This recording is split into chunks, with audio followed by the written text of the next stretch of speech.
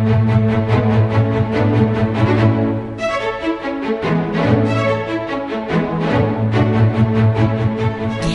ready to rumble, royals, rebels, and romantic style. For March, we'll be considering 5 competitions of historic proportions. Each week, we'll look at a couple or more of our favorite monarchs, and you will vote on the winner. You can vote anytime during the month. Please follow me on social media so you can participate and vote. I'm at Shakeup History on Instagram and Twitter, and Carol Ann Lloyd Shakeup History on Facebook. Our first competition is about the very foundation of the monarchy. Which monarch do you think contributed more to the essence of kingship in early Britain? King Arthur or Richard the Lionheart? Those monarchs take the field on Wednesday, March 3rd, and you choose the winner. Next, a rosy battle, or should I say, a rosy war. We've looked at the Wars of the Roses before, but this time we're pitting king against king. You make the choice. Who deserved to win the Wars of the Roses? Henry VI or Edward IV? They both had at least one victory over the other, but now it's time for a final round. Your vote chooses the big rosy winner. Then it's on to the Tudors. The big guy himself asked this question in 1537 in the Whitehall mural. Did Henry VII or Henry VIII contribute more to the Tudor dynasty and to England? Henry VIII answered that question, choosing himself, but I'm not willing to take his word for it. So what do you think? Which of the first 2 Tudors made the most difference? Then, as it's Women's History Month as well as March Madness Month and Monarch Madness Month, our final 2 contests will be between the queens. First off, a classic battle between cousins. Who was the more successful queen, Elizabeth I of England or Mary, Queen of Scots? Use whatever criteria you like and choose your winner. And finally, we can't end a royal rumble without a nod to the women whose lives redefined Henry VIII over and over and over and 3 more times. The 6 wives of Henry VIII changed England, changed Henry, and changed history. So now you decide which wife had the most impact. Who changed Henry or England or history the most significantly? So, are you ready to rumble?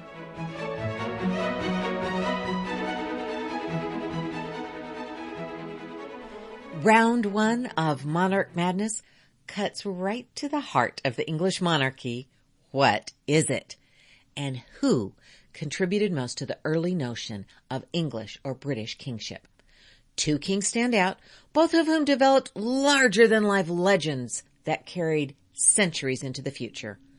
Both can be said to epitomize the notion of what it means to be a British monarch. But only one can win round 1 of Monarch Madness. So who will it be? King Arthur or Richard the Lionheart? King Arthur. Was there a real King Arthur?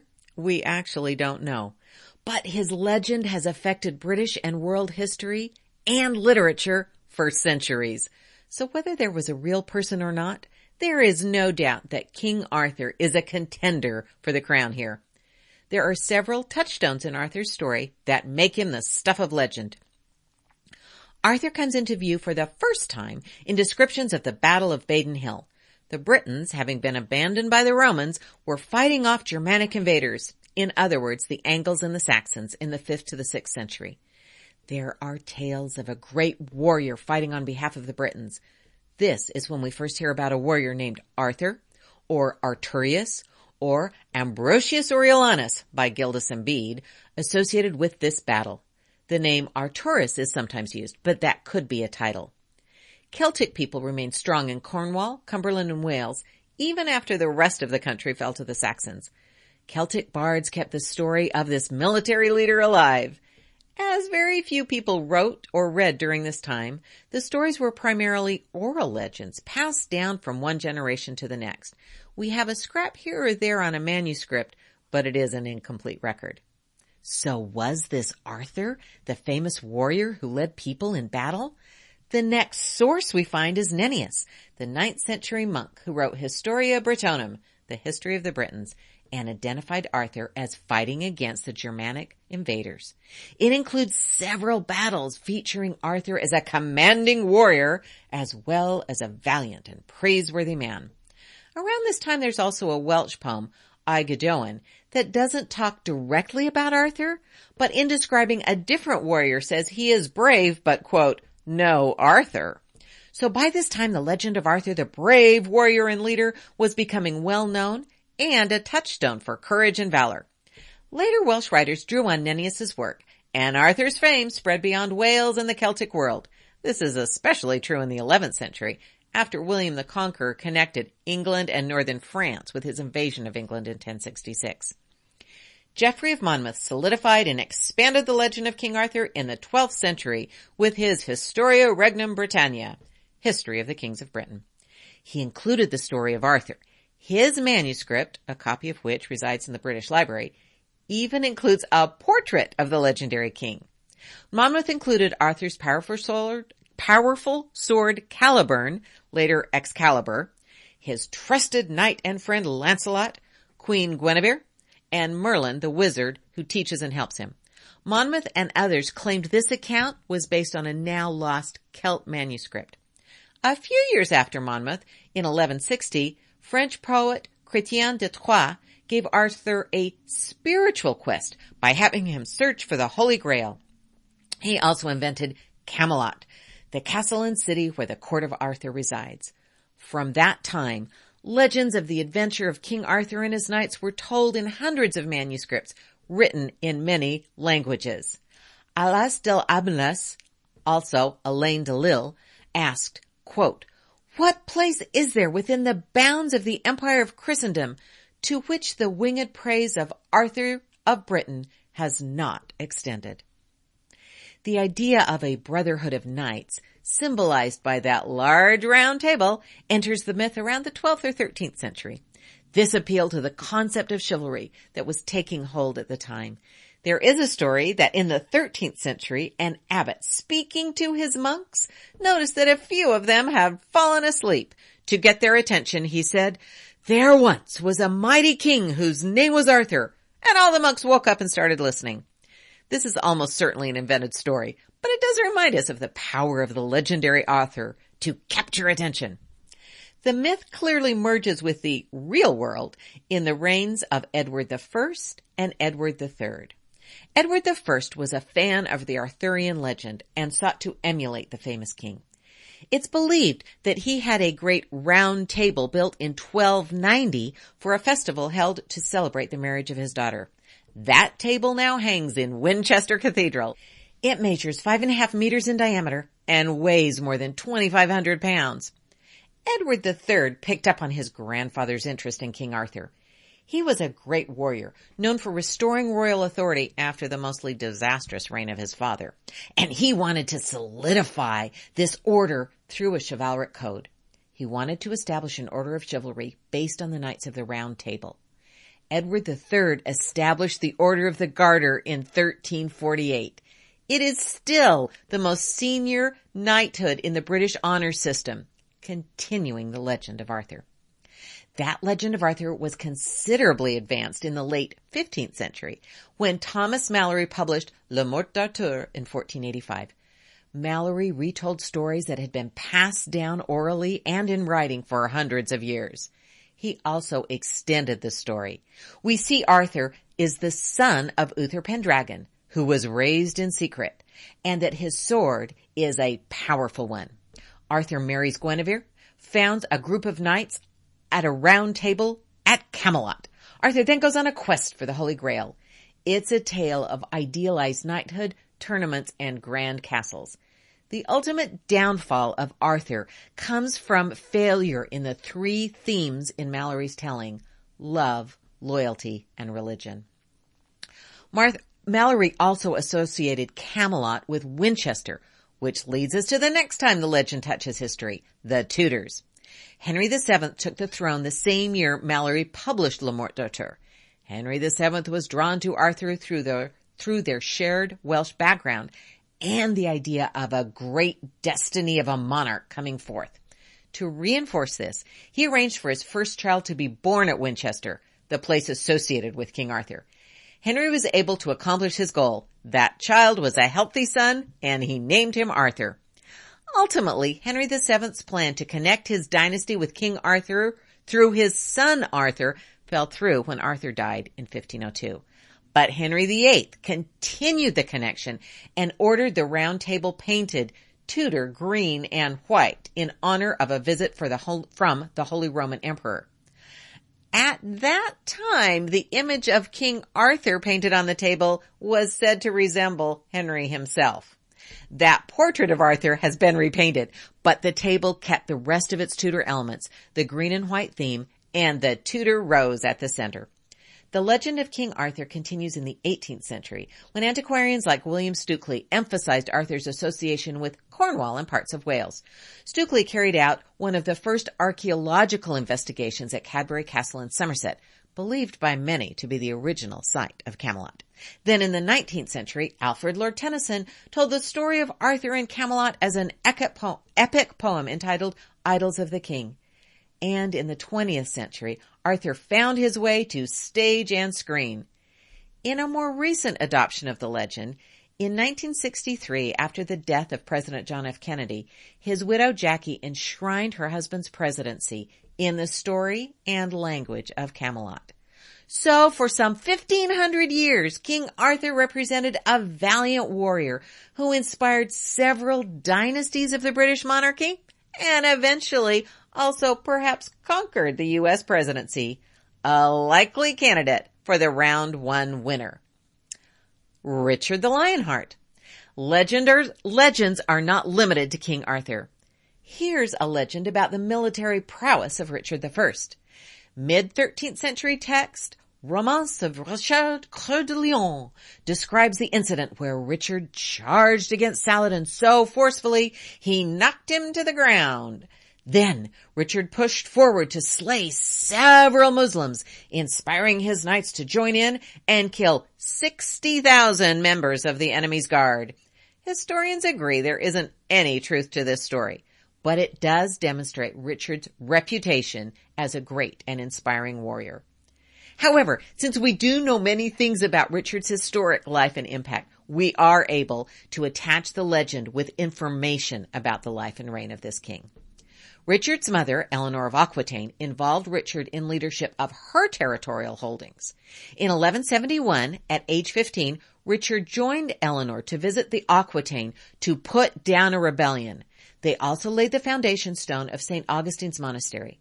Richard was recognized as Duke of Aquitaine and Count of Poitou in 1172. Richard then joined his brothers in their quest to topple father King Henry II from the English throne the next year. King Louis VII of France was supporting the rebellion against the English king, perhaps because his first wife, Eleanor of Aquitaine, had left him and then married Henry II.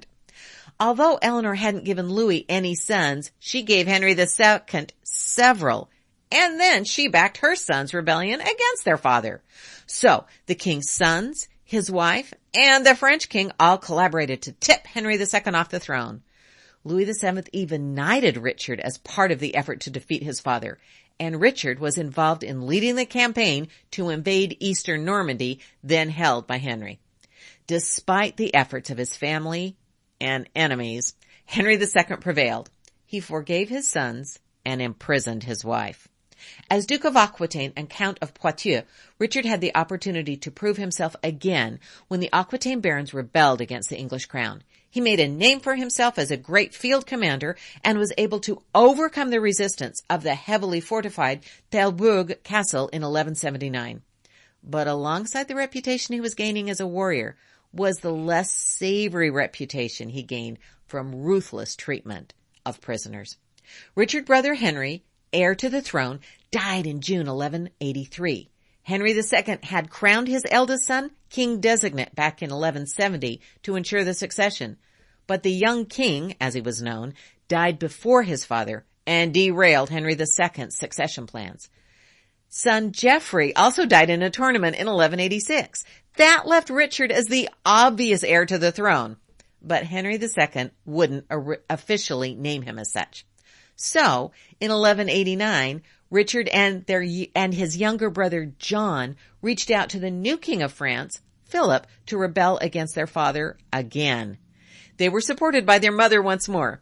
Henry's great knight, Sir William Marshal, squared off against Richard and managed to knock him off his horse. Reportedly the only man to ever accomplish this. Two things come to mind. First, this is reminiscent of the legend that Lancelot was the only knight able to unhorse the legendary King Arthur. Also, considering how Richard III later suffers when he loses his horse, it turns out if you're a king named Richard, it's best to keep a spare horse or two nearby. But back to the story. Marshal decided not to kill Richard, which earned him Richard's gratitude. Eventually, Henry II agreed to name Richard as his heir. He died shortly thereafter, on the 6th of July, 1189, and Richard became King of England. One of his first acts as king was to officially release his mother from prison and enlist her help in establishing his reign. He could not have asked for a better partner. Richard's coronation was held the 3rd of September, 1189. In those days, the coronation was considered to officially begin the king's reign. A copy of the description of Richard's coronation still exists in the Bodleian Library. Richard was greeted by a chanting crowd of nobles, clergy, and the public. Richard himself took the crown from the altar and handed it to the Archbishop of Canterbury, who then crowned the king. As he had no wife, Richard's mother Eleanor was the highest-ranking woman and took the position of honor at his coronation. After the ceremony, a banquet was held in Westminster Hall, setting a tradition that would last for centuries. Richard was now King of England and also king of the lands in France that belonged to his family, Normandy, Maine, and Aquitaine. The new king had promised to give Aquitaine to John, but he decided not to do that. In 1187, Richard had pledged to take up the cross and join the crusade to free Jerusalem from the Muslims. This was his main priority as king, and he was willing to sacrifice pretty much anything to make it happen. He spent everything in the royal treasury, asked for new taxes, and agreed that William of Scotland could rule with autonomy in exchange for cash. These decisions appeal foolhardily and reckless to us now. In fact, Richard's commitment to the Third Crusade might be seen as a sign he was not that interested in his own kingdom. But in Richard's day, these were seen as signs of his great devotion to God. So it was off to the Crusades. This crusade represented an attempt by three of the most powerful states of Western Europe to reconquer the Holy Land and free Jerusalem from Saladin. Richard joined King Philip of France and German Emperor Frederick Barbarossa. Richard's fleet sailed from Dartmouth in 1190, while he set out to meet Philip with about 800 men in Marseille. After waiting in vain for his fleet, he hired ships and left for Sicily. He met his troops in Messina, which he captured, and was able to release his sister Joan from imprisonment there. He and Philip had a falling out because Richard decided that, despite a long-standing agreement, he would not marry Philip's sister after all. Shortly after setting sail from Sicily, Richard's fleet was hit by a storm and several ships ran aground. Duke Isaac seized Richard's ships and their treasure. In addition, Isaac captured Richard's sister Joan and the woman he was to marry, Berengaria of Navarre. After attempting a diplomatic solution, Richard conquered Cyprus and forced Isaac to flee. Richard then married Berengaria in Cyprus, where she was crowned Queen of England and Queen of Cyprus in Cyprus. Now Richard has postponed his journey to Jerusalem with two unplanned battles. He had prevailed in Sicily and in Cyprus, but he was impatient to get going. He landed at Acre, a city on the coast of the Kingdom of Jerusalem, in June 1191. He immediately began building weapons to assault the city and undermine the fortification walls.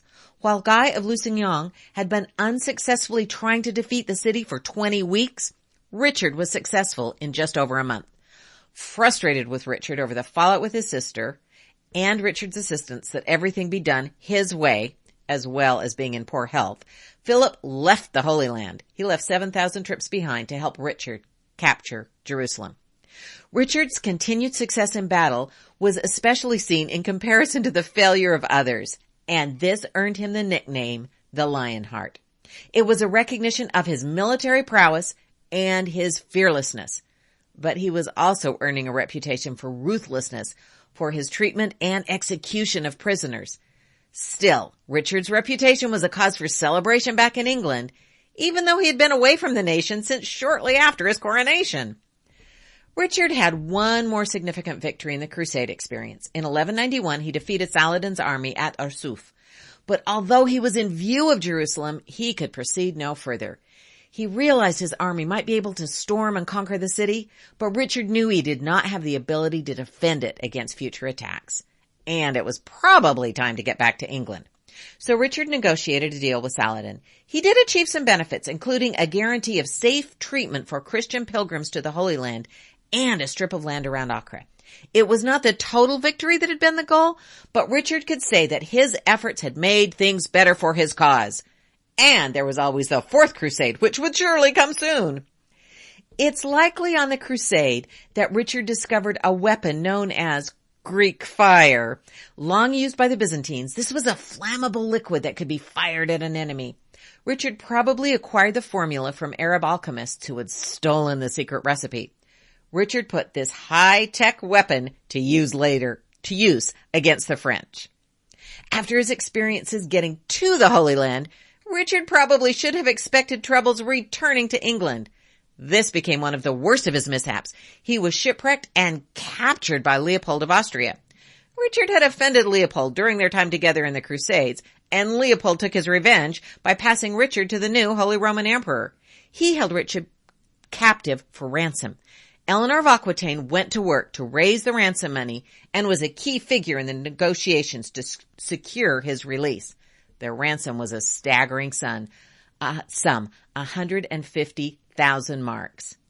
When Richard finally returned to England, he soon left again in 1194 to defend his holdings in France. Richard's former ally, Philip II, had turned against him. Richard's brother John had revolted while Richard was away at the Crusades, and Philip helped him, which allowed Philip to seize Normandy. In need of funds and troops, Richard struck a new deal with his barons that allowed him to raise men and money. The barons were willing to supply money instead of additional troops, and Richard was willing to pay mercenaries. During his effort to defend his land in France, Richard was accidentally struck by a stray arrow. The great warrior king died when his wound became infected. Richard's death did not put an end to his legend or impact on the English monarchy. One of the greatest examples is the folktale Robin Hood. The earliest evidence of this story dates back to the 13th or 14th century, although its placement in the reign of Richard I comes a century or so later. Ultimately, the story focuses on the brave and good adventurer Robin Hood, who goes about helping ordinary people. Robin Hood's chief opponent is the Sheriff of Nottingham, who is often assisted and supported by bad King John. Good King Richard, as he is often called, is off fighting for God and freedom, while the wicked King John makes things difficult in England. Richard is occasionally portrayed as returning to grand fanfare in England, a symbol of things becoming right again with the world. And even more recently, Richard Coeur de Lion was emblazoned on the collective English consciousness when a statue depicting the king on his horse, sword raised high in triumph, was placed on a pedestal in Old Palace Yard outside the Palace of Westminster in London. Originally created for the Great Exhibition of 1851, it now faces the House of Lords. Just like its subject, the statue and its placement was a subject of some controversy, with a dispute about it going inside the Great Hall or possibly to another location altogether. But it now stands proudly outside the building that symbolizes the British government, the location where Parliament meets, and where the monarch attends the state opening of Parliament. The statue was damaged during World War II, but remains standing and has now been restored. It has become a true symbol of the monarchy. Now it's your turn. So there you have it. Two men, one possibly not real and one very much real, both the stuff of myth and legend.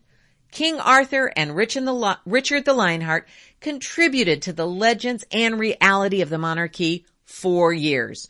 What is your vote? I'll be checking Facebook, Instagram, and Twitter, or you can certainly reach out to me, Carol Ann at carolannlloyd.com, or leave a comment on the podcast. And for our next round next week, who deserved to win the Wars of the Roses? Thank you for playing Monarch Madness. Now, before you go, please take a moment to subscribe, leave a rating, and share with a friend.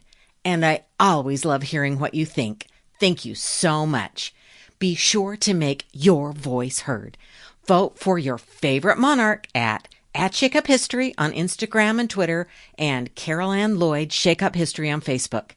And let's keep shaking up history together.